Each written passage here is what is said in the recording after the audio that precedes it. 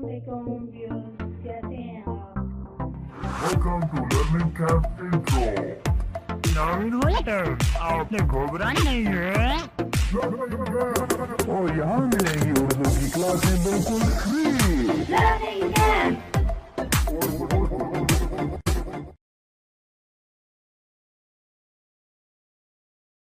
औज़ुबिल्लाहिमिनश्शैतानिर्रजीम बिस्मिल्लाहिर्रहमानिर्रहीम। अस्सलाम वालेकुम स्टूडेंट, कैसे हैं आप लोग? उम्मीद है इंशाल्लाह सब ठीक होंगे। तो स्टूडेंट, आज मैं आपके लिए लाई हूँ फ़र्स्ट ईयर की उर्दू की नात, जिसके बारे में हम पढ़ेंगे, जिसकी हम तशरीह आज करेंगे, जिसकी मैं आपको पूरी इसकी शायर की डेफिनेशन बताऊँगी पहले, फिर हम इसकी तशरीह करेंगे। ठीक है, तो स्टूडेंट आगे जाने से पहले मेरे चैनल को सब्सक्राइब कर लें अगर आपने नहीं किया तो, ताकि मेरी आने वाली वीडियो आपको साथ साथ मिलती रहें। बेल आइकन पर ज़रूर प्रेस करना, इस तरह आपको मेरी वीडियो साथ साथ मिलती रहेंगी। तो चलें, अपना टाइम वेस्ट नहीं करते और चलते हैं अपनी नज़म नात की तरफ। ठीक है, तो स्टूडेंट ये है आपके फ़र्स्ट ईयर की नात। ठीक है, सबसे पहले हम इसमें शायर के बारे में इसकी डेफिनेशन पढ़ेंगे। बहुत ज़्यादा डिटेल में जाने की ज़रूरत नहीं होती, थोड़ा सा आपको उसके बारे में बताना होता है कि जो इनके शायर कौन हैं और वो कहाँ रहते थे, क्या करते थे। बस इसके बारे में बहुत ज़्यादा लंबी डिटेल में जाने की ज़रूरत नहीं है।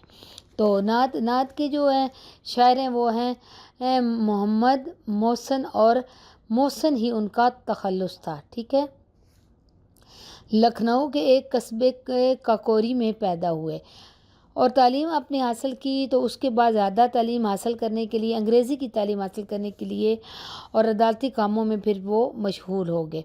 बाद अज़ा वकालत का इम्तिहान पास किया और आगरे में प्रैक्टिस करते रहे। ठीक है, पहले इन्होंने अपनी तालीम मुकम्मल की, फिर इंग्लिश की तालीम मज़ीद हासिल की, फिर अदालती कामों में मशगूल हो गए। उसके बाद वकालत का इम्तिहान पास किया और आगरे में प्रैक्टिस करते रहे। रिवायत में है कि मोहसन 9 साल के थे कि उन्होंने ख्वाब में हजूर सल्लल्लाहु अलैहि वसल्लम की ज़ियारत नसीब हुई उनको, जिस पर इज़हार मुसय्यद को उनको इतनी खुशी हुई कि उन्होंने खुशी के तौर पर उन्होंने एक फ़ारसी नज़म लिखी। मोहसन का कोरी का ज़्यादातर जो कलाम है वो हमदिया और नातिया है, यानी कि हाँ, वो ज़्यादातर उनका कलाम वो हमद लिखते हैं ज़्यादा, या ज़्यादा वो नाते लिखते हैं। उनकी वजह शोहरत भी उनका नातिया कलाम है। उनका कलाम कुलियात नाते मोहसन के नाम से तभी हो चुका है, यानी कि शाया हो चुका है उनके कलाम, जो कि कुलियात नाते मोहसन। ठीक है, तो ये तो थी शायर के बारे में थोड़ा सा तारुफ, उनकी डेफिनेशन। बाकी चलते हैं अब नात की तरफ। तो सबसे पहले नज़म का जो तारुफ है नात, इसमें कि क्या बताया गया इसका मफ़हूम। तो नात ऐसी नज़म को कहते हैं जिसमें नबी करीम सल्लल्लाहु अलैहि वसल्लम की तारीफ़ बयान की गई हो। ये तारीफ़ आप सल्लल्लाहु अलैहि वसल्लम की ज़ात, सिफ़ात, अज़मत किरदार, इखलाक, मुसलसल जिदोजहद, आला इखलाकी खूबियों और सीरत का अहाता करती है। मोहसन का कोरी की ये नात इन्हीं खूबियों और इश्क़ रसूल सल्लल्लाहु अलैहि वसल्लम का इजहार है। ठीक है, कि वो भी ये थोड़ी सी इसमें बताया गया है कि ये शेर जो ये नज़म है, मतलब नात है, इसके बारे में शायर क्या बताना चाह रहा है कि वो नबी पाक सल्लल्लाहु अलैहि वसल्लम की ज़ात, सिफ़ात, अज़मत, इखलाक, जद्दोजहद, आला खूबियों के बारे में, यानी कि नबी पाक सल्लल्लाहु अलैहि वसल्लम की तारीफ़ बयान कर रहा है ज़्यादा। तो चलते हैं नेक्स्ट। तो स्टूडेंट चलते हैं नात की तशरीह की तरफ। तो शेर नंबर 1 है, सबसे आला तेरी सरकार है सबसे अफसल, मेरे ईमान मुफस्सल का यही है मुजम्मल। ठीक है, तो इसके जो है सबसे पहले मैं हमेशा अपने हर वीडियो में कहती हूँ कि स्टूडेंट जब भी आप तशरीह करना चाहते हैं तो उससे पहले जो मुश्किल वर्ड्स होते हैं उनके मीनिंग को ज़रूर नोट किया करें, उसके बाद आप तशरीह किया करें तो आपके लिए आसानी हो जाएगी। तो इसके जो वर्ड्स मीनिंग है, सरकार, सरकार का मतलब बुलंद हस्ती, मुराद नबी करीम सल्लल्लाहु अलैहि वसल्लम। ठीक है, उसके बाद अफसल, अफसल का मतलब है फजीलत रखने वाला। ईमान मुफस्सल, मुकम्मल ईमान, मुराद इस्लाम का अकीदा। ठीक है, ईमान मुफस्सल मुकम्मल ईमान। आगे मुजम्मल, मुजम्मल है खुलासा, पूरा भी मतलब ये कि इसके बारे में जो है उसका खुलासा क्या है, उसकी डिटेल। ठीक है, تو اب آگے ہے مفہوم. اس کا جو شعر کا مفہوم کا میننگ ہے کہ اس کا جو شعر کا جو مطلب ہے اس کا سمپل مطلب کیا ہے. اس شعر کا تشریح تو بعد میں کریں گے، پہلے اس شعر کا پورے کا مطلب کیا ہے تو اس کو کہتے ہیں مفہوم. تو اس کا مفہوم ہے: اے نبی صلی اللہ علیہ وآلہ وسلم، آپ کا مقام اور مرتبہ سب سے بلند ہے اور میرے ایمان کا یہی خلاصہ ہے. ٹھیک ہے، اس کا مطلب یہ تھا. تو اب اس کی تشریح ہے. تو تشریح میں وہ شاعر کہتا ہے: نعت ایک ایسی نظم کو کہتے ہیں جس میں نبی کریم صلی اللہ علیہ وسلم کی تعریف بیان کی گئی ہو. یہ تعریف آپ صلی اللہ علیہ وسلم کی ذات، صفات، عظمت، کردار، اخلاق، مسلسل جدوجہد، اعلیٰ اخلاقی خوبیوں، سیرت کا آتا ہے، جیسے کہ میں پہلے آپ کو یہ بتا چکی ہوں. ٹھیک ہے، تو محسن کاکوری کی یہ نعت انہی خوبیوں اور عشق رسول صلی اللہ علیہ وسلم کا اظہار ہے. زیر اثر شعر میں شاعر کہتا ہے، جو یہ شعر ہے جو بھی آپ نے پڑھا، اس میں شاعر کہتا ہے کہ اے نبی کریم صلی اللہ علیہ وسلم، آپ کائنات کی سب سے بزرگ ہستی ہیں اور میرے ایمان مفصل کا خلاصہ ہیں. شاعر کہتے ہیں کہ آپ صلی اللہ علیہ وسلم کی ذات اس کائنات کی افضل ترین ذات ہے. آپ صلی اللہ علیہ وسلم کا مقام سب سے جدا اور منفرد ہے. آپ صلی اللہ علیہ وسلم تمام انبیاء کے سردار ہیں. آپ صلی اللہ علیہ وسلم کو کائنات میں سب پر فوقیت حاصل ہے. یعنی کہ وہ کہتے ہیں نبی پاک صلی اللہ علیہ وسلم کی تعریف بیان کر رہے ہیں شاعر، اور نبی پاک صلی اللہ علیہ وسلم سے مخاطب ہیں اور ان کو کہہ رہے ہیں کہ آپ کی ذات اس کائنات کی افضل ترین، سب سے اعلیٰ آپ کی ذات ہے اور آپ کا مقام سب سے جدا اور الگ ہے. آپ صلی اللہ علیہ وسلم سب انبیاء کرام کے سردار ہیں. آپ صلی اللہ علیہ وسلم کو کائنات میں سب پر فوقیت حاصل ہے، مطلب سب سے کائنات میں سب سے بڑھ کر ہیں. آپ صلی اللہ علیہ وسلم کو محبوب خدا کہا جاتا ہے. یعنی آپ نبی اکرم صلی اللہ علیہ وسلم کو محبوب خدا کا محبوب کہا جاتا ہے. آپ صلی اللہ علیہ وسلم کا اخلاق سب سے معتبر ہے. یعنی کہ آپ کا اخلاق سب سے اونچا ہے، سب سے اعلیٰ ہے. آپ صلی اللہ علیہ وسلم کا انداز سب سے پیارا تھا. آپ صلی اللہ علیہ وسلم کو تمام مخلوق پر فضیلت حاصل ہے. یعنی کہ تمام دنیا مخلوق جو ہے اللہ تعالیٰ نے ان سے سب سے ان کا درجہ جو سب سے اعلیٰ اور بلند رکھا ہے. نبی صلی اللہ علیہ وسلم کا مقام کیا ہے یہ خدا جانتا ہے، اور اللہ کی کبریائی کیا ہے اے محمد صلی اللہ علیہ وسلم جانتے ہیں. ٹھیک ہے، یہی وہ مقام ہے جس سے ایک شاعر نے یوں محسوس کیا اور اس کی زینت بخشا. انہوں نے کہا: سمجھا نہیں ہنوز میرا عشق بے ثبات، وہ کائنات حسن ہے یا حسن کائنات. ایک آپ نے وہ نعت سنی ہوگی نا کہ خدا کی عظمتیں کیا ہیں محمد مصطفیٰ جانے، اور محمد مصطفیٰ کے کیا ہیں عظمتیں کیا ہیں خدا کی ذات جانے. یہ آپ نے نعت ضرور پڑھی ہوگی اس کا شعر. تو اس کے بارے میں یہ کہتے ہیں کہ اللہ تعالیٰ کے بارے میں نبی پاک صلی اللہ علیہ وسلم کو زیادہ علم ہے اور نبی پاک صلی اللہ علیہ وسلم کے بارے میں اللہ تعالیٰ کو. ٹھیک ہے، تو یہ کہ ایک فارسی کا مطلب وہ شعر تھا. شاعر کہتے ہیں میرا ایمان بڑا مفصل ہے، لیکن اس کا خلاصہ یا اختصار پیش کیا جائے تو نبی پاک صلی اللہ علیہ وسلم کی محبت میں سمویا ہوا ہے. مختصر ایوبی کہہ سکتے ہیں ہمارے ایمان کا بنیادی نقطہ نبی صلی اللہ علیہ وسلم کی ذات کے گرد گھومتا ہے. ہمارا ایمان مکمل نہیں ہو سکتا جب تک ہم نبی پاک صلی اللہ علیہ وسلم کی ذات پر کامل ایمان نہیں لائے. ٹھیک ہے، مختصر وہ کیا کہتے ہیں کہ ہمارا پورا احاطہ جب جو ہے نبی پاک صلی اللہ علیہ وسلم کے گرد گھومتا ہے، ہم اس وقت تک مسلمان نہیں ہو سکتے جب تک کہ ہم نبی پاک صلی اللہ علیہ وسلم کو نہیں مانتے اور پر ایمان نہیں لاتے. اس شعر میں شاعر یہ پیغام دے رہے ہیں کہ آپ صلی اللہ علیہ وسلم کائنات کے سب سے افضل و اعلیٰ ہیں. آپ صلی اللہ علیہ وسلم کو اللہ نے جو مقام اور مرتبہ عطا کیا ہے وہ کسی اور کو حاصل نہیں. ہمارا ایمان اس وقت تک مکمل نہیں ہو سکتا جب تک آپ صلی اللہ علیہ وسلم کا نام ہمارے ایمان کا جزو نہ بن جائے. ہماری نماز اس وقت تک مکمل نہیں ہو پاتی جب تک آپ صلی اللہ علیہ وسلم کی ذات پر درود نہ پیش کیا جائے. دیکھیں نا اللہ تعالیٰ نے کتنی فضیلت بخشی ہے کہ آپ نماز پڑھتے ہیں، جو جب تک آپ اس میں درود پاک نہیں پڑھتے آپ کی نماز مکمل نہیں ہوتی. غرض ہمارے ایمان کی تفصیل بھی یہی بھی آپ صلی اللہ علیہ وسلم ہیں اور ہمارے ایمان کا خلاصہ بھی آپ صلی اللہ علیہ وسلم کی ذات کے اندر موجود ہے. ٹھیک ہے، یہ تھا اس شعر کا مطلب کہ نبی پاک صلی اللہ علیہ وسلم سب سے اعلیٰ و مرتبہ ہیں اور ان کو مانے بغیر آپ کا ایمان مکمل نہیں ہو سکتا. امید ہے آپ کو اس شعر کی سمجھ آ گئی ہوگی. چلتے ہیں نیکسٹ شعر کی طرف. نیکسٹ ہے شعر نمبر 2. گلے خوش رنگ رسول مدنی و عربی، زیب دامان ابد ترائے دستار ازل. ٹھیک ہے، تو دراصل یہ فارسی کی جو نعت ہے اس لیے اس کے ورڈز ایسے ہیں تو ان کی میننگ بہت ضروری ہیں. ٹھیک ہے، تو ورڈز میننگ میں ہے گلے خوش رنگ خوبصورت پھول. ٹھیک ہے، گل کہتے ہیں نا پھولوں کو، خوش رنگ خوبصورت. آگے ہے زیب دامان ابد. دامان ابد، ابد کہتے ہیں قیامت کو. ٹھیک ہے، یہاں پہ ہے زیب دامان ابد مطلب قیامت تک دنیا کی خوبصورتی. زیب کہتے ہیں نا، زیب دامان مطلب خوبصورتی، ابد قیامت. تو کیا مطلب ہے اس کا؟ قیامت تک دنیا کی خوبصورتی. آگے ترے دستار ازل.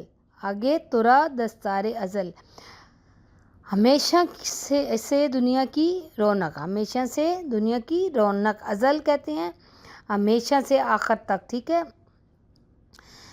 تو اس شعر کا مطلب ہے آپ صلی اللہ علیہ وآلہ وسلم ایک خوبصورت پھول کی مانند ہیں جو ابد کے دامن کی خوبصورتی اور ازل کی دستار کی عظمت ہیں.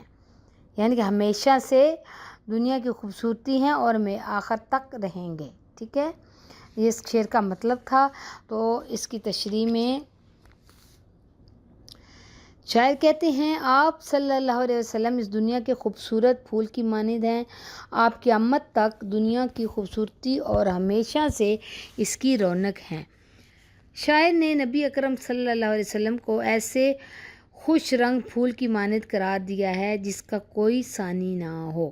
ٹھیک ہے، شاعر نے نبی پاک صلی اللہ علیہ وسلم کو ایسے خوش رنگ خوبصورت پھول کی مانند کہا ہے جو کہ اس کے مقابلے میں کوئی بھی نہ ہو، وہ جو سب سے اعلیٰ ہو، جس کا کوئی ثانی نہ ہو، جس کے ساتھ کوئی کانٹا نہ ہو. آپ صلی اللہ علیہ وسلم ایک ایسے خوش شکل پھول ہیں جس کو دیکھ کر ہر کوئی عاشق ہو جائے. آپ صلی اللہ علیہ وسلم کے القابات میں مدنی اور عربی دونوں معروف ہیں. یعنی کہ ان کے جو لقب دیے گئے ہیں نا وہ عربی بھی ہیں اور مدنی بھی ہیں. ٹھیک ہے، مدنی کا مطلب ہے مدینہ میں رہنے والا، اسی طرح عربی سے مراد عرب کا رہنے والا. غرض آپ صلی اللہ علیہ وسلم کو پھول سے تشبیہ دیتے ہوئے نامدار عاشق رسول اور علامہ اقبال کے اہم مصرے سے مولانا فاضل بریلوی فرماتے ہیں، یہ ان کا ایک شعر ہے جو علامہ اقبال کا اور ان کا ہے مکس کیا ہوا ہے، کہ مطلب نبی پاک صلی اللہ علیہ وسلم کو عربی اور مدنی دونوں کا لقب دیا گیا کیونکہ وہ عرب میں رہتے تھے تو عربی کہا گیا، وہ مدینہ میں رہتے تھے تو ان کو مدنی کہا گیا. تو آگے ہے جو یہ شعر جو بتایا گیا ہے وہ کمال حسن حضور ہیں کہ گمانے نقص جہاں نہیں، یہی پھول خار سے دور ہیں، یہی شمع کے ہیں دھواں نہیں. ٹھیک ہے، تو یہ شعر آپ کو لکھنے کی ضرورت نہیں ہے، آپ سمپل تشریح اس کے اپنے ورڈز میں کر سکتے ہیں. جو آپ کو شعر ہے نعت کا اس کے ورڈز میننگ کو دھیان میں رکھتے ہوئے اپنے لفظوں میں جو آپ کو سمجھ آ رہی ہے آپ نے سیدھا اس کو بیان کر دینا ہے، تو یہ آپ کی تشریح بہت خوبصورتی سے بیان ہو جائے گی. ٹھیک ہے، تو شاعر کہتے ہیں ابد کے دامن میں جو خوبصورتی ہے وہ آپ صلی اللہ علیہ وسلم کی وجہ سے ہے. یعنی قیامت کے روز آپ صلی اللہ علیہ وسلم سب کی نگاہوں کے مرکز ہوں گے. جو ابد کے آخری جو زندگی ہے نا وہ کہتے ہیں، شاعر کہتا ہے کہ قیامت کے روز آپ صلی اللہ علیہ وسلم سب کی نگاہوں کے مرکز ہوں گے. آپ صلی اللہ علیہ وسلم بولیں گے تو دنیا سنے گی، آپ صلی اللہ علیہ وسلم چلیں گے تو دنیا رک کر دیکھے گی. اسی لیے شاعر نے یوم آخرت کے لیے رونق اور خوبصورتی آپ صلی اللہ علیہ وسلم کو قرار دیا ہے، گویا آپ محشر میں دولہا کی مانند ہوں گے. ٹھیک ہے، شاعر نے نبی پاک صلی اللہ علیہ وسلم کی خوبصورتی کو، ان کے پیار کو بیان کرتے ہوئے یہ بتایا کہ آپ آخرت کے بھی آپ کے آخرت سے بھی آپ کی خوبصورتی ہے کہ قیامت کے روز بھی سب کی نگاہیں آپ پر ہوں گی. آپ چلیں گے تو لوگ آپ کو دیکھیں گے اور آپ بولیں گے تو دنیا آپ کو سنے گی. یعنی کہ آپ ایک دولہے کی ماند ہوں گے معیشت کے دن آخرت میں. ٹھیک ہے. پھر شاعر کہتا ہے کہ روز ازل میں ہر ایک کے واسطے آپ صلی اللہ علیہ وسلم کی ذات طرح دستار کی مانند ہے. یعنی ہر ایک کی عزت اور توقیر آپ صلی اللہ علیہ وسلم کے ساتھ جڑی ہوئی ہے. ٹھیک ہے. وہ کہتے ہیں کہ آخرت میں ہر ایک کی جو ذات ہے وہ نبی پاک صلی اللہ علیہ وسلم کے ساتھ جڑی ہوئی ہے. گویا اللہ تعالیٰ نے تمام توقیریں اور عزتیں آپ صلی اللہ علیہ وسلم کے صدقے تقسیم فرمائی ہیں.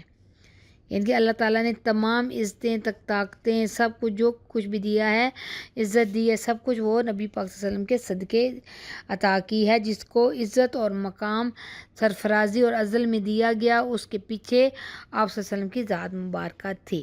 مطلب کہ جو نبی پاک صلی اللہ علیہ وسلم سے پیار کرتا ہے، ان کو مانتا ہے اور ان کو دل سے چاہتا ہے تو اللہ تعالیٰ بھی اس کو عزت بخشتا ہے. اس شعر میں شاعر ہمیں یہ پیغام دے رہے ہیں کہ آپ صلی اللہ علیہ وسلم کی ذات ایک خوشنما پھول کی مانند تھی. آپ صلی اللہ علیہ وسلم مدنی اور عربی القاب آپ کو دیے گئے اور آپ صلی اللہ علیہ وسلم ازل اور ابد دونوں کی عزت اور سرفرازی ہیں. ابد کی ساری خوبصورتی اور زینت آپ صلی اللہ علیہ وسلم کے سبب تھی یا ہے. ٹھیک ہے. تو امید ہے اسٹوڈنٹ آپ کو اس شعر کی سمجھ آ گئی ہوگی. میں نے بہت سمپل ورڈز میں آپ کو سمجھایا. تو چلتے ہیں نیکسٹ.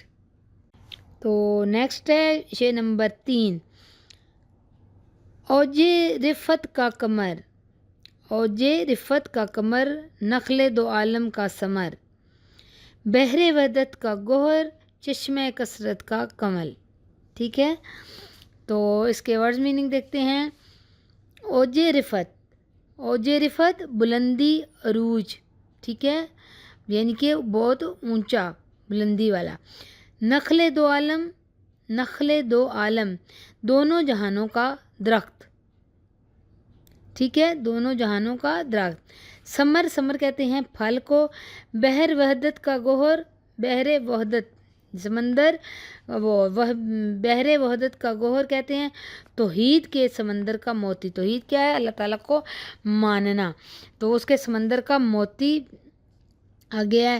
چشمہ کثرت کا کمل، چشمہ جو چشمہ پانی بہ رہا ہوتا ہے، چشمہ کثرت کا کمل ان کو پھول کہا گیا ہے. دنیا کی رنگا رنگی کا پھول. اس کا مطلب ہے چشمہ کثرت کا کمل مطلب دنیا کی رنگا رنگی کا پھول. ٹھیک ہے. دیکھیں اسٹوڈنٹ جب آپ ورڈز میں نکالیں گے تو آپ کو کتنی آسانی سے شعر کی سمجھ آ جائے گی. تو اس کا شعر کا مطلب کیا ہے؟ آپ صلی اللہ علیہ وسلم ایک چمکنے والے چاند کی طرح ہیں اور ایک ایسے درخت کی مانند ہیں جس کا پھل دونوں جہانوں کے لیے ہے. آپ صلی اللہ علیہ وسلم توحید کے دریا کا موتی ہیں اور کائنات کے چشمے میں آپ صلی اللہ علیہ وسلم کھلے ہوئے کمل کی طرح ہیں. ٹھیک ہے. اس کا یہ مطلب تھا شعر کا. تو چلتے ہیں وہ شعر کی تشریح کی طرف. تو اس شعر میں شاعر بیان کرتے ہیں آپ صلی اللہ علیہ وسلم وہ چاند ہیں جو بلندی پر چمکتا ہے اور دونوں جہانوں کے لیے نعمت ہے. آپ صلی اللہ علیہ وسلم توحید کے سمندر کا موتی ہیں اور دنیا کی جھیل میں کھلنے والا کمل ہیں. شاعر نبی اکرم صلی اللہ علیہ وسلم کی مدحت بیان کرتے ہوئے کہتے ہیں کہ اللہ نے آپ صلی اللہ علیہ وسلم کو وہ شان اور پہچان عطا کی ہے کہ جس کے چرچے کائنات میں فرش و عرش ہو رہے ہیں اور ہوتے رہیں گے. آپ صلی اللہ علیہ وسلم کو شاعر نے رفت و شان کا چاند قرار دیا ہے. آپ صلی اللہ علیہ وسلم کی رفت کے تذکرے اس قدر بلند و بالا اور عام عروج پر ہیں کہ اللہ تعالیٰ کی ذات خود قرآن مجید میں اعلان کرتی ہے بے شک ہم نے آپ صلی اللہ علیہ وسلم کے ذکر کو بلند کر دیا. ٹھیک ہے کہ اس میں شعر میں جو شاعر ہیں وہ نبی پاک صلی اللہ علیہ وسلم کو چاند جس طرح اونچائی پر ہوتا ہے اور دونوں جہانوں میں اس سے وہ روشنی ملتی ہے، دونوں جہانوں کے لیے چاند رحمت ہوتا ہے، نعمت ہے، تو اس کو چاند سے تشبیہ دی ہے نبی پاک صلی اللہ علیہ وسلم کو۔ آپ صلی اللہ علیہ وسلم توحید کا ان کو کہا کہ اللہ تعالیٰ کو مانتے ہیں اور اس کا ایسا سمندر ہے جو دنیا کی پوری جو ہے وہ کائنات میں وہ کمل کے پھول کی طرح کھلا ہوا ہے، جن کے نبی پاک صلی اللہ علیہ وسلم کا جو عروج اتنا زیادہ ہے کہ دونوں جہانوں کے لیے وہ روشنی کا سبب ہے اور دونوں جہانوں کے لیے پھول کی مانند ہے۔ تو شاعر کہتے ہیں کہ اللہ تعالیٰ نے خود جو ہے نا وہ نبی پاک صلی اللہ علیہ وسلم کو جو شان اور وہ پہچان عطا کی ہے، اور اس کے بارے میں قرآن پاک میں اللہ تعالیٰ نے فرمایا ہے، جس کا ترجمہ ہے بے شک ہم نے آپ صلی اللہ علیہ وسلم کے ذکر کو بلند کر دیا۔ شاعر آپ صلی اللہ علیہ وسلم کو نخل دو عالم سے تشبیہ دے رہے ہیں، یعنی آپ صلی اللہ علیہ وسلم دو جہانوں میں پائے جانے والے اس شجر کی مانند ہیں جو نہایت ثمرہار ہے۔ شجر کہتے ہیں نا وہ جھرمٹ بہت زیادہ پودوں کا، ٹھیک ہے، تو وہ ایسا جس کا پھل وہ کہتے ہیں ساری دنیا کھا رہی ہے، وہ کہتے ہیں وہ ایسا شجر کا وہ جھرمٹ ہوتا ہے ایسے درختوں کا جس پہ ایسے پھل لگتے ہیں کہ وہ کہتے ہیں کہ وہ اس کا پھل ہے وہ ساری دنیا کھا رہی ہے اور کھاتی رہے گی، جس کی شاخیں پھوٹ رہی ہیں اور پھوٹتی رہیں گی، لوگ قیامت تک شجر سے ہر طرح سے فیض اٹھاتے رہیں گے۔ یہاں پہ وہ تشبیہ دے رہا ہے شاید نبی پاک صلی اللہ علیہ وسلم کو اس شجر سے، مطلب کہ وہ ایسے وہ درختوں کے جو جیسے باغات ہوتے ہیں تو وہ ایسے پھلدار درختوں سے تشبیہ دے رہا ہے کہ اس کو وہ پھل لگتے ہیں جو دنیا کھا رہی ہے اور قیامت تک کھاتی رہے گی، مطلب نبی صلی اللہ علیہ وسلم کی محبت، ان کا اخلاق، ان کا پیار جو اللہ تعالیٰ کے لیے، اللہ تعالیٰ کو وحدہ لا شریک ماننا اور نبی پاک صلی اللہ علیہ وسلم کو ماننا، ان کے بارے میں جو نبی پاک صلی اللہ علیہ وسلم نے ساری دنیا کو بتایا ہے وہ ایسا پھل ہے کہ جو دنیا کھا رہی ہے اور قیامت تک کھاتی رہے گی۔ یہ پھل اور یہ جو چیز یہاں پہ تشبیہ دی گئی ہے، کیا کہا گیا ہے؟ اس کے بارے میں کہا گیا کہ جو نبی پاک صلی اللہ علیہ وسلم نے اللہ تعالیٰ کی وحدانیت کے بارے میں جو پوری دنیا میں خوشبو پھیلائی ہے، جو پوری دنیا کو اس کے بارے میں بتایا ہے کہ اللہ تعالیٰ وحدہ لا شریک ہے، صرف اسی کی عبادت کرو، ٹھیک ہے، اس کو وہ کہتے ہیں یہ ایسا پھل ہے جو پوری کائنات میں پھیلایا، جو کھاتے ہیں اور کھاتے رہیں گے، ٹھیک ہے۔ شاعر نے آپ صلی اللہ علیہ وسلم کو چشمہ کثرت پر تیرتے ہوئے کمل سے تشبیہ دی ہے۔ چشمہ کہتے ہیں جو پانی بہہ رہا ہوتا ہے پہاڑوں سے، ٹھیک ہے، تو اس پہ وہ پھول کھلتے ہیں، کنول کا پھول ہوتا ہے جس پہ کوئی کانٹے بھی نہیں ہوتے، وہ ایک خوبصورت سا پھول ہوتا ہے جو پانی پر تیرتا رہتا ہے۔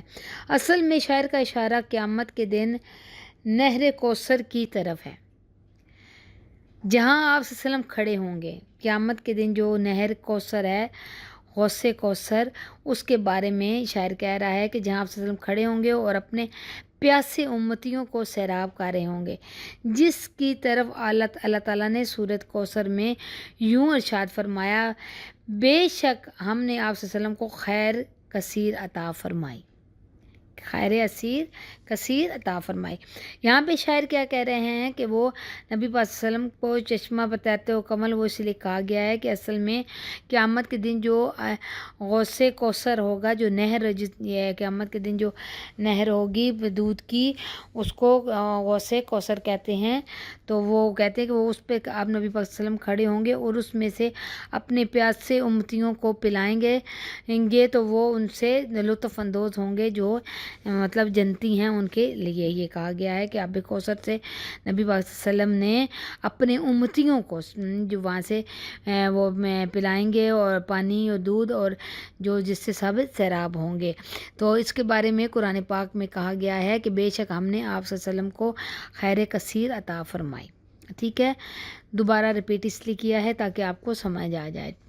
اس شعر میں شاعر ہمارے لیے ایک پیغام چھوڑ رہے ہیں کہ آپ صلی اللہ علیہ وسلم کا ذکر ہی اس کائنات کی زندگی ہے۔ آپ صلی اللہ علیہ وسلم کو اس قدر شان اور رفعت عطا کی گئی ہے کہ اس کا اوج معلوم کرنا ہمارے پاس میں کہ اس کے بارے میں بھائی اللہ تعالیٰ نے اتنی شان اور اتنی عزت نبی پاک صلی اللہ علیہ وسلم کو عطا کیا کہ اس کے بارے میں ہم زیادہ علم حاصل نہیں کر سکتے. ہم اس کے بارے میں زیادہ جتنا بھی اس کو کھوجنا چاہیں یا جتنا بھی ہم اس کو تلاش کرنا چاہیں ہم نہیں کر سکتے. اس کے بارے میں ہم بے بس ہیں. آپ صلی اللہ علیہ وسلم کی ذات دو عالم کے لیے ایک ایسے شجر، ایک ایسے وہ جو باغ کی مانند ہے جو ہر لحاظ سے انسانوں کے لیے فائدہ بخش ہے. یہ درخت ہمیشہ ثمر سے بھرپور رہتا ہے. یعنی کہ نبی صلی اللہ علیہ وسلم کے بارے میں کہا گیا کہ یہ وہ درخت ہے جو ہر وقت پھلوں سے بھرا رہتا ہے. توحید الہی، کہ اللہ تعالیٰ کو ایک ماننا، توحید الہی کے سمندر سے جو موتی بھی تلاش کیا جائے تو اس کی زبان پر محمد عربی صلی اللہ علیہ وسلم کا ذکر پاؤ گے. اسی طرح چشمہ آب کوثر پر کوئی امتی پیاسا نہ رہے گا. ٹھیک ہے، وہ کہتے ہیں جب بھی آپ اپنے ذکر اپنا توحید کے بارے میں جانو گے تو نبی پاک صلی اللہ علیہ وسلم کا ذکر اپنی زبان پر پاؤ گے.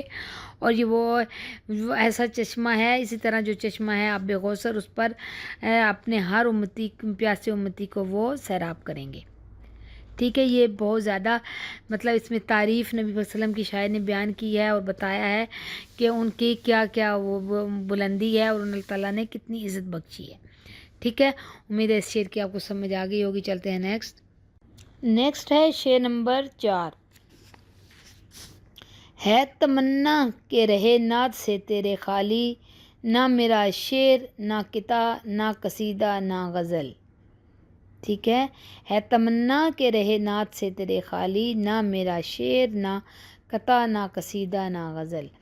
تو اس کے معنی ورڈ میننگ ہے تمنا کا مطلب خواہش. شعر دو مصروں سے مل کر بنا ٹکڑا جس میں ایک خیال ہوتا ہے. آگے قطع کہتے ہیں ایک ٹکڑا جو کم از کم 4 مصروں پر مشتمل ہو. ٹھیک ہے، قصیدہ کہتے ہیں شاعری کی ایک صنف جس میں کسی کی تعریف کی جاتی ہو، کسی کا تذکرہ کیا جاتا ہو. غزل کہتے ہیں صنف سخن جس کا ہر شعر الگ اکائی ہوتا ہے، جس کا غزل کا مطلب ہے کہ جس کا بھی ہر شعر جو ہے مختلف جو ہے بات بتاتا ہے. تو اس کا شعر کا مطلب ہے میری یہ خواہش ہے کہ میری شاعری تیرے نعت سے خالی نہ رہے. ہے تمنا، ٹھیک ہے، وہ کہتا ہے میری خواہش کہ میری شاعری تیری نعت سے خالی نہ رہے. تو تشریح میں ہے شاعر اس شعر میں کہتے ہیں کہ میری یہ خواہش ہے کہ میری نعت کا کوئی شعر، قطع، قصیدہ اور غزل آپ صلی اللہ علیہ وسلم کے ذکر سے خالی نہ ہو. شاعر ایک منفرد خواہش و آرزو پیش کر، وہ اپنے دل کی بات شاعر بتا رہا ہے، اپنی خواہش بیان کر رہا ہے کہ وہ کہتا ہے کہ میرے دل میں ایک ایسی تمنا ہے کہ اور آرزویں انگڑائیاں لے رہی ہیں کہ ایک خواہش پل رہی ہے کہ میں صنف شاعری میں کسی بھی صنف کا اظہار خیال کروں تو اس میں آپ صلی اللہ علیہ وسلم کا تذکرہ جزو لازم ہو. یعنی کہ وہ شاعر اس میں کہہ رہا ہے کہ جب بھی میں اپنی شاعری لکھوں تو کچھ بھی اپنی شاعری میں جب بھی لکھنا چاہوں تو اس میں نبی پاک صلی اللہ علیہ وسلم کی تعریف، ان کا تذکرہ ضرور ہو. یہ ایک شاعر اپنی خواہش بیان کر رہا ہے کہ میں جب بھی عشق سخن کروں آپ صلی اللہ علیہ وسلم کا نام میرے نوکے قلم پر آ جائے. مطلب کیا ہے کہ وہ کہتے ہیں میں جب بھی عشق سخن کروں، مطلب کوئی بھی میں شعر لکھوں تو جب بھی لکھنا چاہوں تو فوراً وہ کہتا ہے میری خواہش ہے کہ اس میں میرے نبی پاک صلی اللہ علیہ وسلم کا نام ہو، ان کا تذکرہ ضرور ہو. شاعر یہ اپنی دل کی خواہش بتا رہا ہے کہ جب بھی میں کچھ لکھنا چاہوں، میرا قلم کچھ لکھنا چاہے تو اس میں میرے نبی صلی اللہ علیہ وسلم کی تعریف، ان کا تذکرہ ضرور ہو. پھر شاعر بڑی خوبصورتی اور عقیدت سے اپنی تمنا پیش کر رہے ہیں. وہ کہتے ہیں اگر میرے قلم سے تنہا شعر مار سے مثال میں آئے، مطلب کہ وہ کہتا ہے کہ اگر میرا قلم کوئی بھی شعر لکھے تو اس میں میرے نبی پاک صلی اللہ علیہ وسلم کا تذکرہ ہو. اگر میں کوئی قطع تحریر کروں تو وہ مدت رسول کے گرد طواف کر رہا ہو. مطلب وہ کہتے ہیں کہ جب بھی میں لکھنا چاہوں تو میری قلم فوراً نبی صلی اللہ علیہ وسلم کا تذکرہ کرے. اگر کوئی میں قطع لکھتا ہوں، کوئی میں شعر لکھتا ہوں تو اس میں بھی نبی صلی اللہ علیہ وسلم کا تذکرہ ہو. اور اگر میں کوئی قصیدہ لکھوں تو وہ شاہوں کے شاہ امام انبیاء کی ثنا پر مبنی. وہ کہتے ہیں اگر کوئی میں قصیدہ لکھوں، کوئی تذکرہ کروں تو اس میں بھی میرے نبی پاک صلی اللہ علیہ وسلم کا ذکر ہو، نبیوں کے جو سردار ہیں ان کا تذکرہ ہو. میرے قلم سے کوئی غزل نکلے تو وہ بھی پیارے نبی صلی اللہ علیہ وسلم کے رخ و رخسار کے تصوروں سے لبریز ہو.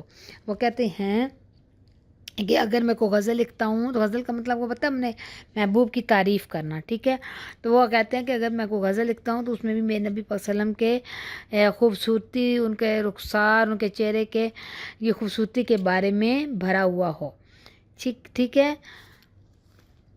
تو اس میں وہ شاعر میں وہ شاعر کہتے ہیں کہ روایت سے ہٹ کر ایک خواہش کا اظہار کیا ہے شاعر نے، کہ مطلب ویسے تو غزل لکھتے ہیں لوگ نارمل اپنے محبوب کے بارے میں، تو اس غزل کے بارے میں نبی پاک شاعر کہتا ہے کہ میں کہتا ہوں کہ میرا جب بھی تذکرہ ہو، میں کوئی کروں، غزل لکھوں، کوئی قصیدہ لکھوں، کوئی بھی تعریف بیان کروں، تو اس میں میرے نبی پاک صلی اللہ علیہ وسلم کا ذکر ضرور ہو۔ شاعر یہ اپنے دل کی خواہش بیان کر رہا ہے۔ وہ کہتا ہے ہمیشہ اس کے قلم سے محبوب خدا کے اوصاف ہی قلم بند ہوں، ٹھیک ہے۔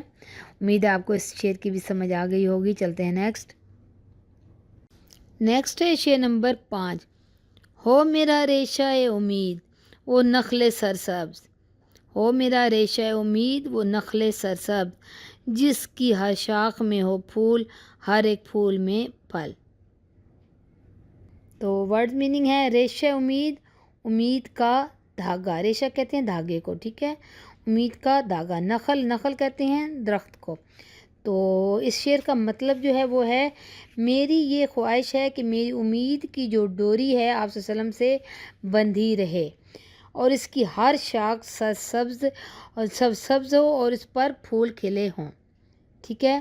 اس کا شعر کا مطلب کیا ہے، دوبارہ ریپیٹ کر دوں، اس شعر کا مطلب ہے میری یہ خواہش ہے کہ میری امید کی جو ڈوری ہے وہ نبی پاک صلی اللہ علیہ وسلم سے بندھی رہے، اور اس کی ہر شاخ جو ہے وہ جو امید کی جو ڈوری کے وہ کہتا ہے وہ درخت ہے جو میرا دل میں بن چکا ہے، اس میں ہر شاخ جو سرسبز ہو اور اس پر پھول کھلے رہیں، ٹھیک ہے۔ تو اس کی تشریح میں چلتے ہیں۔ شاعر اس شعر میں کہتے ہیں کہ اللہ کرے کہ میری امید کا جو دھاگا ہے وہ سرسبز درخت ہو جس کی ہر شاخ پر پھل پھول لگیں۔ شاعر اس شعر میں اپنی تمنا اور آرزو پیش کر رہے ہیں، اپنی خواہش بیان کر رہا ہے شاعر، کہ وہ کہتا ہے کہ اے اللہ کے رسول صلی اللہ علیہ وسلم دعا کیجئے کہ میرے دل میں جو بھی امید پیدا ہو رہی ہے اس کے ایک ریشہ ایسا درخت کی مانند ہو جائے جو نہایت سرسبز اور شاداب ہو، وہ اس قدر گھنا اور پتوں سے بھرپور ہو کہ اس کے سائے میں بیٹھے ہوئوں کو راحت میسر ہو، ٹھیک ہے۔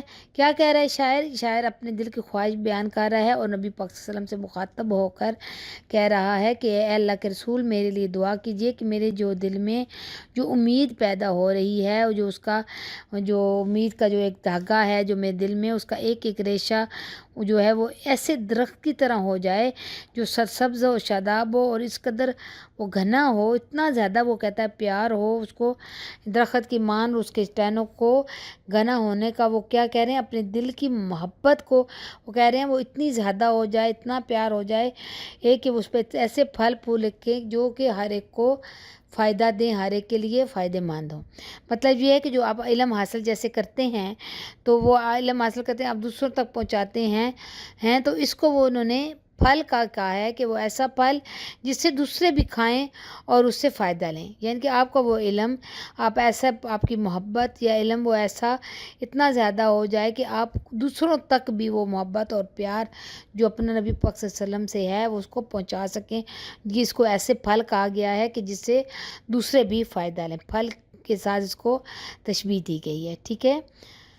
تو شاعر کہتے ہیں میری امید کا جو شجر، جو میری امید کا جو یہ باغ لگا ہے، جو سرسبز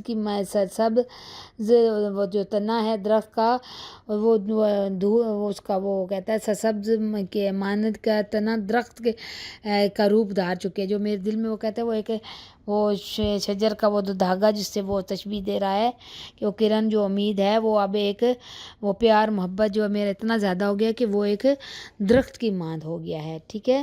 اس لیے میں دعا کرتا ہوں کہ اے اللہ میرے شجر امید کی ہر شاخ کو پھولوں سے بھر دے۔ وہ کہتے ہیں اللہ تعالیٰ کہتا ہے کہ جو میرے دل میں نبی پاک صلی اللہ علیہ وسلم کی محبت کا جو باغ لگ چکا ہے اس پہ میں اللہ تعالیٰ سے دعا کرتا ہوں کہ اس کو پھولوں سے بھر دے، ہر پھول پھول کو ایک پھل میں بدل دے، اور یہ سب آپ صلی اللہ علیہ وسلم کی رحمت کے تو فعل ہوگا کہ نبی پاک صلی اللہ علیہ وسلم کی رحمت کے بغیر، ان کی نظر کرم کے بغیر وہ ان کو فیض حاصل نہیں ہوگا۔ جب تک نبی پاک صلی اللہ علیہ وسلم اپنا کرم، اپنا فضل، اپنا پیار نہیں دیں گے تو اس وقت تک شاعر کہتا ہے کہ یہ درخت جو میرے دل میں محبت کا درخت ہے یہ تناور درخت نہیں بنے گا۔ ان کی نظر رحمت سے ریگستان گلزاروں میں بدل جاتے ہیں۔ اس لیے میری آرزو بھی یہی ہے کہ ایک نظر کرم ادھر بھی ہو جائے۔ ٹھیک ہے، شاعر اس شعر کے ذریعے ہمیں ایک پیغام دے رہے ہیں کہ شاعر کے دل میں جو امید پیدا ہوئی ہے وہ شجر سرسبز کی صورت میں ڈھل چکی ہے۔ وہ کہتا ہے ایک سبزہ زار جو باغ ہے نا، وہ کہتا ہے میرے دل میں جو پیار کی امید ہے وہ ایک درخت بن چکی ہے۔ اس درخت نے اس لیے اس درخت کا ہر پتا وہ کہتا ہے نہایت شاداب ہے، یہ پھولوں سے بھرا ہوا ہے، پھول ان قریب پھلوں میں بدل جائیں گے۔ لیکن اس سب کے لیے شاعر اللہ سے دعا کر رہے ہیں کہ ایسا صرف اس صورت میں ممکن ہے جب آپ صلی اللہ علیہ وسلم نظر کرم کریں گے، پھر یہ درخت ہمیشہ کے لیے سرسبز و شاداب اور آباد رہے گا، یہ سدا بہار بن جائے گا، ہمیشہ پھلوں سے جھکا رہے گا، اپنے چاہنے والوں کو یہ سایہ اور پھل دیتا رہے گا۔ شاعر کا مقصد یہ بھی ہے کہ جب تک نبی اکرم صلی اللہ علیہ وسلم کی نظر رحمت نہیں ہوتی ہمیں کوئی فائدہ نہیں ہوتا۔ اس لیے وہ تمنا کر رہے ہیں کہ آپ صلی اللہ علیہ وسلم اپنی نظر رحمت سے شجر امید کو سرسبز اور پھلوں سے بھرپور کر دیں۔ ٹھیک ہے، امید ہے آپ کو اسٹوڈنٹ اس شعر کی سمجھ آ گئی ہوگی۔ نہ اس میں شعر کا جو مطلب ہے شجر اور پھلوں کا وہ مطلب نہیں ہے نارمل جو درخت و شجر ہوتے ہیں، یہ وہ کہتے ہیں جو میرے دل میں محبت کا درخت اگ گیا ہے، میں چاہتا ہوں اس پر پھل پھول لگیں اور اتنا پیار ہو کہ میں نبی پاک صلی اللہ علیہ وسلم کی محبت دوسروں تک بھی پہنچا سکوں، کہ یعنی کہ اس درخت کے وہ پھل دوسروں تک بھی پہنچا سکوں۔ میں نے بہت سمپل ورڈز میں آپ کو اس کا مطلب بتایا، امید ہے انشاءاللہ آپ کو سمجھ آ گئی ہوگی۔ چلتے ہیں نیکسٹ ہے شعر نمبر 6۔ ٹھیک ہے، رخ انور کا تیرے دھیان رہے بعد فنا، رخ انور کا تیرے دھیان رہے بعد فنا، میرے ہمراہ چلے راہ عدم میں مشل۔ تو اس کی ورڈ میننگ میں ہے رخ انور۔ رخ انور کیا ہے؟ مراد نبی کریم صلی اللہ علیہ وسلم کا دھیان یا خیال، رخ چہرے کو کہتے ہیں۔ ٹھیک ہے، رخ انور نبی صلی اللہ علیہ وسلم کا دھیان یا خیال، بعد فنا مرنے کے بعد، راہ عدم مرنے کے بعد کی زندگی کا راستہ، راہ تو راستے کو کہتے ہیں نا، عدم کیا ہے؟ مرنے کے بعد کی زندگی کا راستہ، مشل کہتے ہیں روشنی دینے والی چیز۔ تو اس شعر کا جو مطلب ہے سمپل مطلب وہ ہے میری یہ خواہش ہے کہ مرنے کے بعد بھی آپ صلی اللہ علیہ وسلم کا خیال رہے اور عدم کے راستے پر آپ صلی اللہ علیہ وسلم کا خیال روشنی بن کر میری رہنمائی کرے۔ عدم کیا ہے؟ آخرت کی زندگی، ٹھیک ہے، بعد میں آنے والی زندگی۔ تو اب چلتے ہیں تشریح کی طرف۔ تو شاعر اس شعر میں کہتے ہیں کہ میری دعا ہے کہ مرنے کے بعد بھی میرے دھیان میں نبی اکرم صلی اللہ علیہ وسلم کا خیال رہے جو میرے لیے عدم کے تاریخ میں کے راستے میں روشنی بن جائے۔ زندگی کی انتہا کو موت کے نام سے تعبیر کیا جاتا ہے، ہر جاندار آخرکار موت کی وادی میں اتر جائے گا۔ شاعر کہتے ہیں مجھے میں جب موت آئے تو قبر میں پیارے نبی صلی اللہ علیہ وسلم کا مسکراتا ہوا چہرہ میری نگاہوں کا مرکز ہو۔ ہمارے ایمان کا تقاضا بھی یہی ہے کہ مرنے کے بعد پیارے نبی صلی اللہ علیہ وسلم ہر مرنے والے کی قبر میں تشریف لاتے ہیں، قبر میں سوال جواب کا سلسلہ شروع ہوتا ہے، نبی اکرم صلی اللہ علیہ وسلم کی شبیہ دکھا کر ہر مرنے والے سے سوال کیا جاتا ہے۔ تو کیا ہے کہ اس میں شاعر جو ہے وہ کہتا ہے اپنی خواہش اظہار کر رہا ہے اور دعا کر رہا ہے کہ اللہ تعالیٰ مرنے کے بعد بھی میرا دھیان نبی پاک صلی اللہ علیہ وسلم کی طرف رہے۔ وہ کہتے ہیں کہ جو وہ کہتے ہیں میرے لیے عدم کے لیے روشنی، اندھیرے میں روشنی بنے۔ عدم کا کیا ہے کہ مرنے کے بعد والی جو زندگی ہے اس میں میرے لیے نبی پاک صلی اللہ علیہ وسلم کا چہرہ، ان کا پیار جو ہے وہ روشنی بن جائے۔ ہر انسانی زندگی کو موت کا مزہ چکھنا ہے، ٹھیک ہے، زندگی کی انتہا کیا ہے؟ موت۔ اس کے بعد جو ہے وہ آخرت کے بعد جو زندگی شروع ہوتی ہے تو وہ جو ہے وہ اب وہ باقی رہنے والی زندگی ہے۔ تو اس میں جو شاعر نے یہی کہا کہ وہ کہتے ہیں کہ کب سنا کیا گیا ہے کہ مرنے کے بعد نبی پاک صلی اللہ علیہ وسلم قبر میں تشریف لاتے ہیں، جب ان کو اٹھایا جاتا ہے، ان کا چہرہ دکھایا جاتا ہے، ان سے سوال کیا جاتا ہے، تو شاعر کہتا ہے کہ میں چاہتا ہوں کہ مرنے کے بعد بھی میرے دھیان میں نبی پاک صلی اللہ علیہ وسلم کا چہرہ رہے، ان کا پیار رہے، تاکہ جب وہ میرے سامنے آئے تو میرے لیے آخرت کا جو ہے نا روشنی میرے لیے ایسی روشنی بن جائے کہ میرے لیے وہ آخرت آسان ہو جائے اور میری بخشش بن جائے، میری بخشش ہو جائے، ٹھیک ہے۔ تو وہ کہتا ہے تاکہ میرے نبی صلی اللہ علیہ وسلم کا دھیان مرنے کے بعد بھی رہے، کہ میں انہیں بھول نہ پاؤں۔ وہ کہتے ہیں اے انسان، دنیا میں رہتے ہوئے اس انسان حضرت محمد مصطفیٰ صلی اللہ علیہ وسلم کے بارے میں تیری رائے کیا تھی، ٹھیک ہے، کہ یعنی کہ یہ سوال کیا جائے گا۔ پھر شاعر کہتے ہیں کہ آخرت کے سفر میں آپ صلی اللہ علیہ وسلم کا ساتھ میرے لیے مشل کی مانند ہے، مطلب وہ روشنی کی مانند ہے، یعنی مجھے قبر کے اندھیرے میں روشنی میسر آ جائے گی، مجھے سہارا مل جائے گا، آپ صلی اللہ علیہ وسلم کا رخ انور میرے دھیان میں رہے گا۔ جب آپ نبی صلی اللہ علیہ وسلم کا چہرہ میرے دھیان میں رہے گا تو وہ میرے لیے روشنی بن جائے گا، اور میں اس روشن چہرے کی رکافت میں اپنا سفر جاری رکھ پاؤں گا۔ وہ کہتے ہیں جب نبی صلی اللہ علیہ وسلم کا چہرہ روشن جو میرے سامنے آئے گا تو وہ کہتا ہے میں اپنی آخرت کی زندگی کا سفر کر پاؤں گا، اس لیے مجھے قبر میں کسی قسم کا خوف اور ڈر نہیں ہوگا، ٹھیک ہے۔ تو سمپل یہ ہے جو اس کا مطلب ہے کہ شاعر کہتا ہے کہ اس دنیا میں زندگی گزارنے کے بعد کوئی انسان موت کی وادی میں جا سوتا ہے تو قبر میں نبی صلی اللہ علیہ وسلم اپنے چہرہ انور کے ساتھ تشریف لاتے ہیں۔ قبر میں 2 فرشتے حاضر ہوتے ہیں، انسان کو اٹھایا جاتا ہے، اس سے سوالات پوچھے جاتے ہیں، جس میں ایک سوال ہمارے پیارے نبی صلی اللہ علیہ وسلم کی شناخت کے بارے میں ہوتا ہے، جو کہ مختلف روایت میں آتا ہے کہ وہاں ہر امتی کو نبی پاک صلی اللہ علیہ وسلم کا چہرہ انور کی زیارت کرائی جاتی ہے اور سوال کیا جاتا ہے کہ دنیا میں رہتے ہوئے اس ہستی کے بارے میں تو کس قسم کے خیالات رکھتا تھا۔ تو الغرض شاعر یہ کہتا ہے، دعا کرتا ہے کہ مرنے کے بعد تاریک راستے میں یعنی کہ اندھیرے کے راستے میں نبی اکرم صلی اللہ علیہ وسلم کا تصور اور چہرہ ایک ایسی وہ مشل کی مانند ہے، ایسی روشنی کی مانند ہو جو ہر سمت اجالا کر دے، ٹھیک ہے۔ تو شاعر وہ اس میں کیا سمپل کہتا ہے کہ میں چاہتا ہوں کہ مرنے کے بعد جب مجھے نبی پاک صلی اللہ علیہ وسلم میرے تشریف لاتے ہیں تو مجھے ان کے بارے میں سوال کیا جائے تو میرا اتنا ادھر دھیان ہو کہ میں فوراً اپنے سوال کا جواب دے دوں کہ یہ میرے پیارے نبی حضرت محمد مصطفیٰ صلی اللہ علیہ وسلم ہیں، کہ میرا اتنا ان سے پیار ہو کہ میں فوراً ان کو پہچان جاؤں، ان کا چہرہ میرے لیے آخرت کا سبب، وہ آخرت میں روشنی کا سبب بن جائے، ٹھیک ہے۔ امید ہے آپ کو اس کی سمجھ آ گئی ہوگی۔ چلتے ہیں نیکسٹ ہے شعر نمبر 7، جو کہ اس کا آخری شعر ہے، کیونکہ نعت کے اس کے کمپلیٹ جو ہیں وہ 7 شعر ہیں، تو یہ اس کا شعر نمبر 7 ہے جو کہ لاسٹ شعر ہے۔ صف محشر میں تیرے ساتھ ہو تیرا مدعا، صف محشر میں تیرے ساتھ ہو تیرا مدعا، ہاتھ میں ہو یہی مستانہ قصیدہ یہ غزل، ٹھیک ہے۔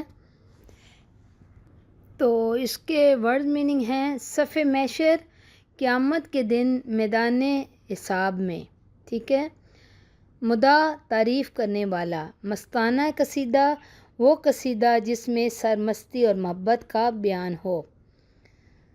تو اس شعر کا جو مفہوم مطلب اس کا میننگ جو ہے اس شعر کا، میری یہ خواہش ہے کہ حشر کے دن میرے ہاتھ میں یہی نعت ہو اور آپ صلی اللہ علیہ وسلم کے سامنے پڑھوں، ٹھیک ہے، اس کا یہ مطلب تھا۔ تو اس کی تشریح کی طرف جاتے ہیں۔ جو شاعر ہے وہ اس شعر میں کہتا ہے کہ میری دعا ہے قیامت کے دن میدان حساب میں میں آپ صلی اللہ علیہ وسلم کے ساتھ ہوں اور یہی نعت میرے ہاتھ میں ہو۔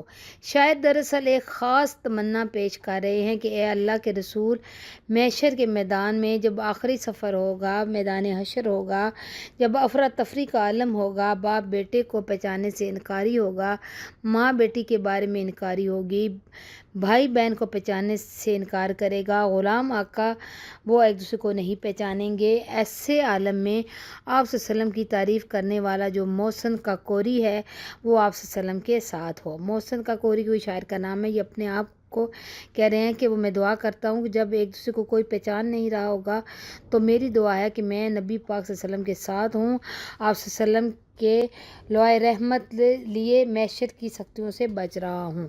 مطلب کہتے ہیں جو میں نے آپ کی تعریف بیان کی ہے میرے ہاتھ میں ہیں وہ نعت ہو اور میں آپ کے ساتھ ہوں۔ شاعر کہتے ہیں کہ میدان معیشت میں جب آپ کا ساتھ نصیب ہو تو میرے ہاتھ میں عشق و محبت سے لکھا ہوا قصیدہ تھاما ہوا ہو، جو میں نے بھی آپ کے بارے میں پیار سے جو یہ نعت لکھی ہے یہ میرے ہاتھ میں ہو، میری کوئی نعت غزل میرے ہاتھ میں ہو جو اس وقت بات کا ثبوت ہو کہ میں نے زندگی بھر جو لکھا تو محبت مصطفیٰ کے لیے لکھا۔ وہ کہتے ہیں کہ میرے ہاتھ میں نعت ہو، جو غزل ہو، جو بھی میں نے آپ صلی اللہ علیہ وسلم کے پیار میں لکھی ہے وہ میرے ہاتھ میں ہو اور وہ اس بات کا ثبوت ہو کہ میں نے جو کچھ بھی لکھا آپ صلی اللہ علیہ وسلم کی محبت میں لکھا۔ میرے قلم کو جب بھی حرکت نصیب ہوئی اس نے صرف نام احمد لکھا۔ میں سخن وری کے میدان میں غیر معروف تھا، لیکن جب بھی میرا کوئی کلام سامنے آیا اس میں پیارے نبی صلی اللہ علیہ وسلم کا تذکرہ ضرور تھا۔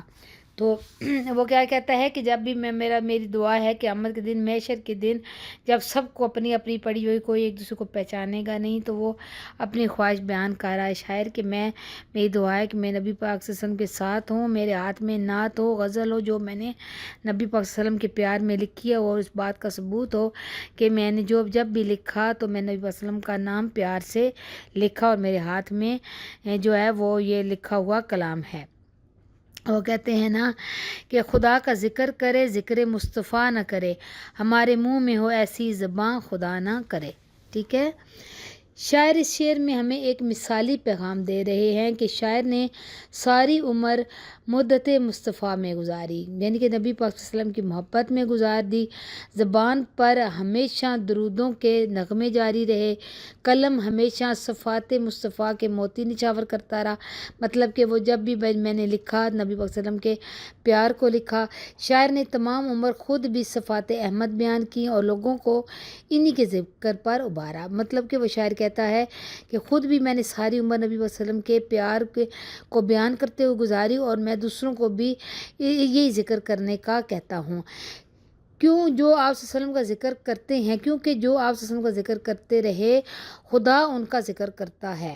اس لیے ہمیں چاہیے کہ زندگی میں نبی اکرم صلی اللہ علیہ وسلم کا تذکرہ جتنا بھی ہو سکے کریں۔ سانس جب تک سلامت رہے ہمیں آپ صلی اللہ علیہ وسلم کے ذکر سے ان سانسوں کو ہمیشہ معطر رکھنا ہوگا، یہی معطر سانسیں قبر میں ہمارے لیے نور بن کر حاضر ہوں گی۔ نبی اکرم صلی اللہ علیہ وسلم کے ذکر سے دلوں کو چین ملتا ہے، گویا آپ صلی اللہ علیہ وسلم کا ذکر زندگی کے لیے جزو لازم ہے۔ ٹھیک ہے، تو یہ آپ کو امید ہے انشاءاللہ اس کے شعر کی سمجھ آ گئی ہوگی۔ بالکل سمپل ورڈز ہیں، کوئی اس میں مشکل نہیں ہے، تو میں نے سمپل ورڈز میں آپ کو سمجھا دیا ہے۔ امید ہے کہ نعت کی تشریح کرنے میں آپ کو بہت آسانی ہوگی۔ تو جو اسٹوڈنٹ میرے چینل کو سبسکرائب لازمی کرنا، بیل آئیکن پر پریس بھی کرنا تاکہ میرے آنے والی ویڈیو آپ کو ملتی رہیں۔ میرے چینل کو ضرور سپورٹ کریں تاکہ میں آپ کے لیے آئندہ بھی آپ کے سبجیکٹ کے متعلق آپ کے نظم اور غزل جو ہے وہ اپلوڈ کرتی رہوں۔ ٹھیک ہے، تو ملیں گے نیکسٹ ویڈیو میں، اجازت دیں، اللہ حافظ۔